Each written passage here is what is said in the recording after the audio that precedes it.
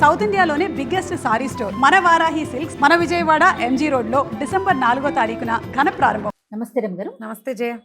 రమగారు, సప్త శనివారాల వ్రతం బహుశా ఇదివరకు కూడా ఉండుంటుంది, ఎప్పటి నుంచో ఉండుంటుంది. శనివారాల వ్రతం అంటే మనం వెంకటేశ్వర స్వామికే చేస్తాము, కానీ ఈ మధ్య బాగా ట్రెండింగ్లోకి వచ్చిందండి. ఈ వ్రతం అసలు ఎవరు చేసుకోవాలి, ఎవరైనా చేసుకోవచ్చా, దీనికి సంబంధించిన నియమాలు ఏంటి, మీకు తెలుసా, మీకు ఎప్పటి నుంచి తెలుసు? ఎన్ని ప్రశ్నలు చూడండి. శనివార వ్రతం బహుపురాతనమైనది. ఎస్, మామూలుగా శనివారాలు మొక్కుకోవటం వెంకటేశ్వర స్వామికి మొక్కుకొని చేసుకుంటారు. వివాహం కాకపోయినా, సంతానం కాకపోయినా, ఇల్లు దొరకపోయినా, అంటే ఇల్లు కట్టుకునేందుకు సరిపడా అవకాశాలు కుదరకపోయినా, పిల్లలు సెటిల్ అవ్వకపోయినా, చిత్తశాంతి మనశ్శాంతి లేకపోయినా, ఏవైనా తరచుగా ప్రమాదాలకి వాటికి లోనవుతున్నా, జాతకంలో ఫలానా శని దోషాలు అవి ఉన్నాయని చెప్పినా, ఈ అర్ధాష్టమ శని, ఏలినాటి శని లాంటి సమస్యలు సాడేసాతి అని చెప్తారు జాతకాల్లో. అలాంటి సమస్యలు ఉన్నవాళ్ళు ఎవరైనా శనివార వ్రతం చేసుకోవచ్చు. సప్త శనివారాలు అనేది ఇటీవల కాలంలో ఎందుకు ట్రెండ్ అయిందంటే, ఇది సోషల్ మీడియా వల్లే ట్రెండ్ అయింది. శనివార వ్రతం సాధారణంగా ఎవరైనా మొదలు పెడితే జన్మ శనివారాలు అంటారు. శనివారం మానరు. ఏవో కొన్ని శనివారాలే చేసి మానేసే విధానం పూర్వం ఉండేది కాదు. ఇప్పుడు ఏంటంటే సద్యవ ఫలితం ఇస్తుంది, వెంటనే ఇది చేయగానే ఫలితాన్ని ఇస్తుందని, మాకు ఇచ్చిందని ఇన్ఫ్లుయెన్సర్స్ కనుక బాగా చెప్పడం వల్ల ఇది బాగా ముందుకెళ్ళింది. మీరు 7 అయినా చేసుకోవచ్చు, 2 ఏళ్ళు 14 చేయొచ్చు, 7 ఏళ్ళు 49 చేయొచ్చు. ఓపిక, మన ఓపిక మన శక్తిని బట్టి చేసుకోవచ్చు. ఈ శనివార వ్రతం అంటే శనివారానికి బేసిక్గా ఏమిటి, వెంకటేశ్వర స్వామిని పూజించుకోవటము. ఇదివరకు ఏం చేసేవాళ్ళంటే శనివారం నాడు తలంటి పోసుకుని పిండి దీపారాధన చేసి స్వామికి ఒక పొద్దు ఉండటం నియమం. ఆ రోజు తలస్నానం, నెత్తికి నూనె రాసుకుని స్నానం చేయటం, దీపారాధన చేసుకోవటం.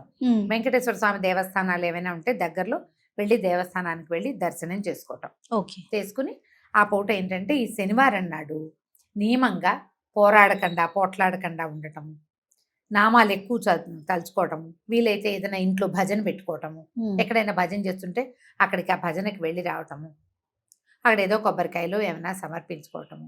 వెంకటేశ్వర స్వామికి సంబంధించిన పూజకు అసలు ఏం చేసేవాళ్ళు ఇదివరకు, ఇన్ని పుస్తకాల ఇన్ని రకాల జయ ఏమీ లేదు. ఈ పిండి చలిమిడి చేసి పిండి దీపారాధన అంటే బియ్య పిండి కాదు, అది చలిమిడి చేసి చలిమిడితో దీపం పెట్టి దీపారాధన చేసుకుని పానకము వడపప్పు ఈ చలివిడి స్వామివారికి సమర్పించుకుని దండం పెట్టుకోవటం, పగల అన్నం తిని రాత్రిపూట ఉపవాసం ఉండేవాళ్ళు. శనివార వ్రతం అంటే బ్రహ్మచర్యము ఏకభుక్తము ఖచ్చితమైన నియమం. అందుకని ఇళ్లలో పెద్దవాళ్ళు చేసేవాళ్ళు సాధారణంగా, పూర్వం అలాగే కనపడేది. ఇప్పుడు ఏమైంది, క్రమంగా ఇళ్ళ అందరూ చేసుకోవటము, ప్రతి వాళ్ళు చేయటము. ఇన్ఫ్లుయెన్సర్స్ చెప్పారు కదా ఈ 7 శనివారాలు చేశాము అని. మామూలుగా మనకి పూజ అంటే మన ఇంట్లో ఒక దేవతార్చన, ఒక విధానం ఉంది, ఒక మండపం ఉంది, ఒక షెల్ఫో ఒక మందిరమో ఉంది, ఆడ వెంకటేశ్వర స్వామి ఉన్నారనుకో, అప్పుడు దీపం పెట్టుకోవటము పూజ. ఇప్పుడు ఏం చేశారు, దీనికి కలశాలు పెట్టడం, ప్రతి వారము కలశం పెట్టడము, కలశం లేనిదే పూజ లేదని, కలశం పెట్టాల్సిందేని, దీపాలేమో 7 దీపాలు పెట్టాలని, 9 పెట్టాలని, 16 పెట్టాలని, 100 రకాలు వచ్చేసరికల్లా ఏది కరెక్టో తెలియని ఒక డైలమాలో పడుతున్నారు. 7 శనివారాలు అని చెప్పారు కాబట్టి 7 దీపాలు పెట్టాలన్నది కూడా ఒకటి కనపడుతోంది. ఆ దీపానికి పసుపు రాయాలి, బొట్టెట్టాలి, కుంకం పెట్టాలి, వాటి నిండా పువ్వులు పోయాలి, అలంకరించి ఫోటోలు తీయాలి. ఈ గోల ఎక్కువైపోయింది. నేను ఈ గోలలు సమర్థించనమ్మా. పూజ ఫోటో తీయటానికి కాదు, ముఖ్యంగా చెప్తున్నాను నేను. నేను సప్త శనివార వ్రతం చేశాను అని నీకు పూజ అయిపోయాక, నీ పూజలు అయ్యి నీకు ఏదో నా ఫలిస్తే, నాకు ఇలా జరిగింది, నేను ఇది చేశాను అని నువ్వు చెప్పితే ఒక రకంగా ఉంటుంది. నువ్వు మొదలుపెట్టే వాటిని అన్ని వీడియోలు తీసి పెట్టుకుని ప్రతిరోజు పెట్టి తర్వాత నీకేదో ఫలితం వచ్చిందంటే నువ్వు దేనికోసం చేసావు? నువ్వు ఫలితం కోసం పూజ చేసుకుంటున్నావా, లేకపోతే ప్రదర్శన కోసం చేస్తున్నారా? మీరు ఫలించాలంటే పూజ మొట్టమొదట అమ్మ దయచేసి మరోలా భావించకండి, ప్రదర్శన మానేయండి, ప్రదర్శనకి వెళ్ళొద్దు, అసలు పూజ చేసుకోండి. పూజ, ఆ పూజకి వెంకటేశ్వర స్వామివి బోలెడన్ని స్తోత్రాలు ఉంటాయి. మీరు పూజ ఎన్ని పువ్వులు పెట్టారు, ఎంత దీపం పెట్టారు, ఎన్ని దీపాలు పెట్టారు, ఎంత అలంకరణ, అసలు అది ఇంపార్టెంట్ కాదు. అవునండి.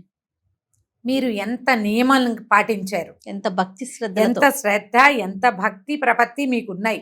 మీరు వెంకటేశ్వరుని యందు ఎంత ఆస్థ నమ్మకం కలిగి ఉన్నారు. ఆయనని సంతోషపెట్టేలాగా ఆయనకి స్తోత్రం ఎంత చేశారు, స్తోత్రం చెయ్యండి.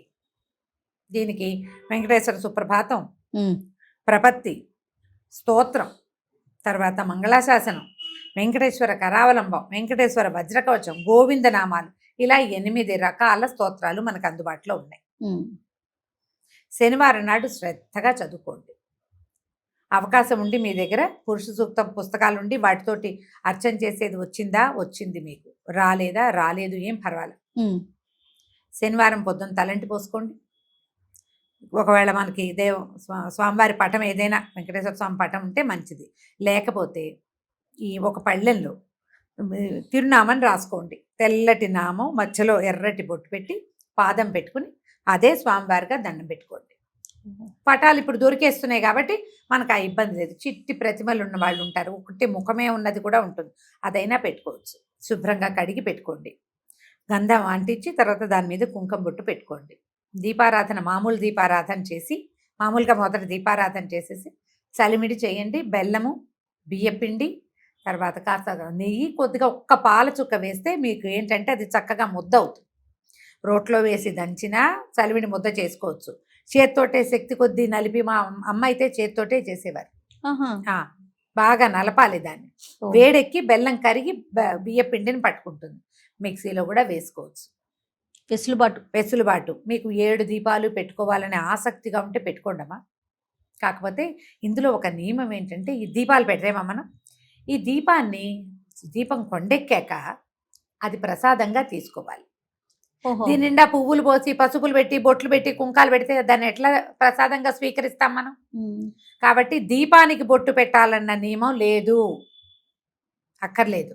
మీరు చలివిడితోటి గుండ్రంగా చేశారా, ఒక దాంట్లో ఇట్లా చేయేసి నొక్కితే గుంట పడుతుంది. అవును.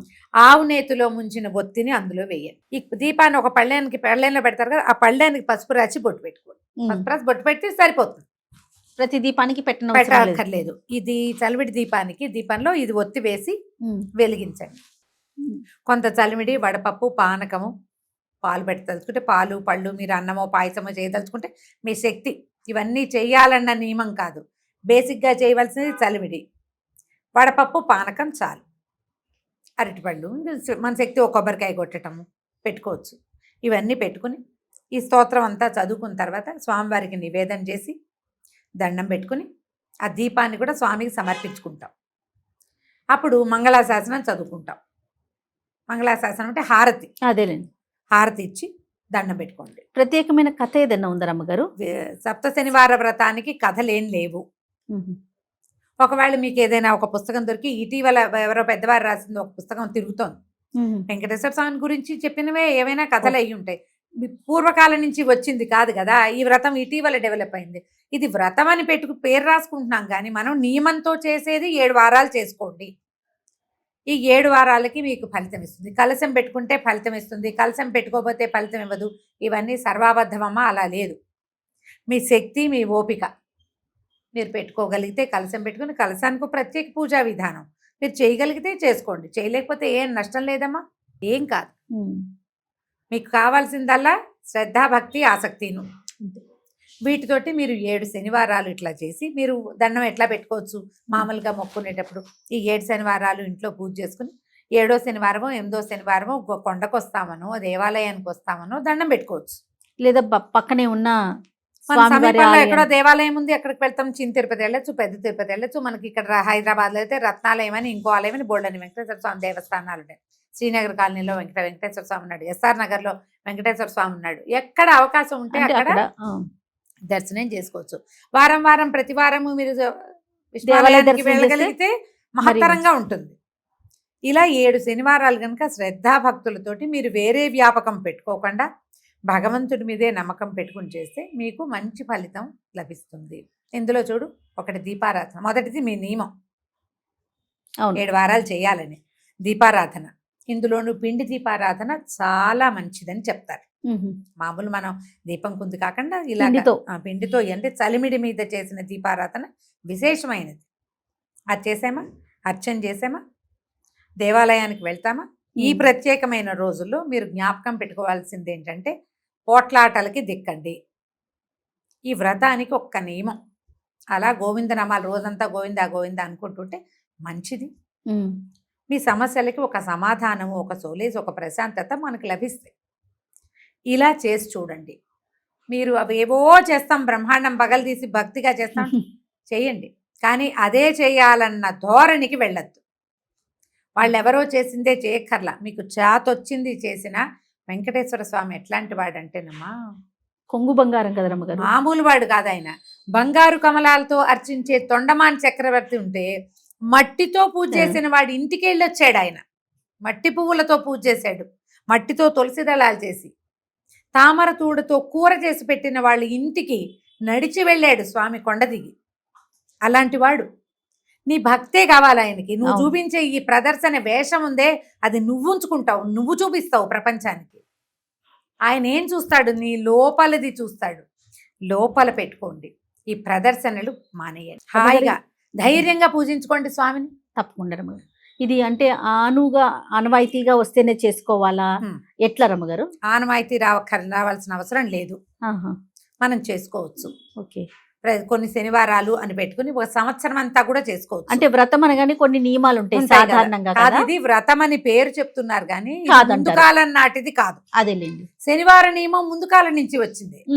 ఇవి పిండి దీపారాధన ముందు చాలా కాలంగా మనకి 3-4 తరాల ముందు వాళ్ళు కూడా చేసుకున్నారు. ఇలా 7 వారాలే చేసుకోవటం అనేది ఇటీవల డెవలప్ అయింది. 7 కొండలు కాబట్టి ఆ 7 ఆయనకి ప్రీతిపాత్రమని, 7 చేస్తే బాగుంటుందని పెద్దవారు ఎవరో మొదలు పెట్టుంటారు. అవును, అందరూ చేసుకుంటున్నారు. మీరు కూడా చేసుకోండి. నేను చెప్పే కదా, 2 ఏళ్ళు 14 చేయొచ్చు, 7 ఏళ్ళు 49 చేయొచ్చు. ఒక ఏడాది అంతా పెట్టుకోండి. ఒక శనివారం ఆడవాళ్ళకి ఏదైనా ఇబ్బంది వస్తుంది, కుదరదు, దండం పెట్టుకోండి, ఏం కాదు. వినాలి. ఇందులో కూడా 7 శనివారాలు పెట్టుకున్నాం. మన పీరియడ్ అటు ఇటు వచ్చి ఆ శనివారం రోజే వస్తుంది. మళ్ళీ మొదలు పెట్టాలా అని అడిగారమ్మా. 15 మంది అయినా అడిగారు చేయ నన్ను. మేము 7 శనివారాలు వ్రతం చేసుకుంటున్నామమ్మా. 5వ వారం అయిన తర్వాత శనివారం నాడు అనుకోకుండా ఇబ్బంది వచ్చింది, అశౌచం వచ్చింది, మీకే జ్వరం వచ్చింది, పిల్లాడికి ఏదో అనారోగ్యం, హాస్పిటలైజ్ అయ్యారు, మానేస్తే అమ్మ నెత్తెండి చేయడానికి భగవంతుడు మన శత్రువు, మన పగవాడు కాదమ్మా, మన కన్న తండ్రి. అవును, మన తప్పులు కడుపులో పెట్టుకోడు, ఆయన పెట్టుకుంటాడు కదా. ఈ పీరియడ్ వస్తే ఆ ఒక రోజు మానేస్తే మరుసటి వారం చేసుకోవచ్చు. ఆడవాళ్ళు చేసేటప్పుడు ఈ ఇబ్బంది వస్తుంది.